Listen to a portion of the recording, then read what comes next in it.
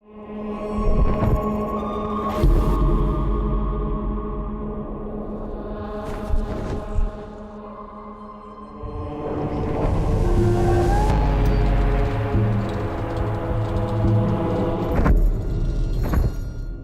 Inferno, there's just nowhere to just hang out. You know, I'm just going to go to the jacuzzi area.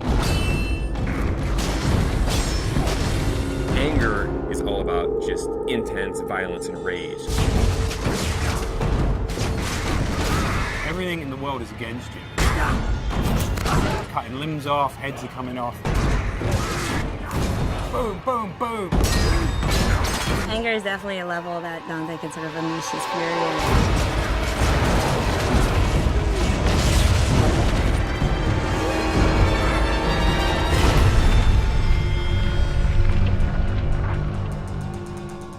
Second-to-second gameplay experiences is really where Dante's Inferno pays off. We have a combination of a multiple set of weapons. We've got Death Scythe, which is your big, powerful melee weapon. We've got the Holy Cross that shoots holy magic, and it's a range attack, it's a stun attack. You can do a lot of things with that.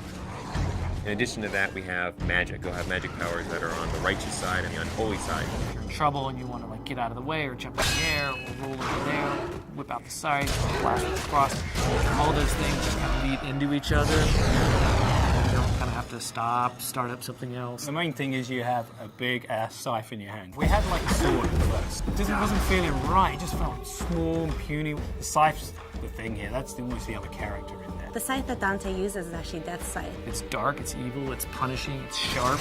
There's actually a lot of different modes you could go in. It could kind of have this sort of straight spear-like mode. It also has what we call sort of the collapse mode, where it's more like a scythe that's just on his wrist. At the beginning, we're all trying to find different things. We actually bought a scythe, you know, farmers, monthly or whatever. So we bought this scythe. As soon as we got the scythe, it's got the little handles like, no, this ain't gonna work. Sometimes you'll come into work and like you'll go to the kitchen and get coffee and there's just like some guy over there like with a broomstick and he's looking at himself in the mirror like doing this or going. So not only punishing everyone with that scythe, the other part of the combat is you've got a cross as well.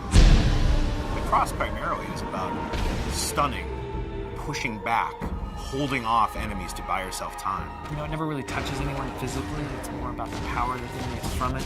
It's a little bit more about crowd control. I kind of liken it to sort of like the Force in Star Wars. It's really used as a great way to either set up a combo or a way to hold them in place while you then beat the shit out of them with the scythe. We really leave it open to the player whether they want to go sort of all in on the holy powers, whether they want to go all in on the scythe powers, or do a mix of both. There's kind of a reason that Dante's got these two weapons, kind of yin and yang. You know, they're dualistic. And that plays out in not just the combat, but in the story as well.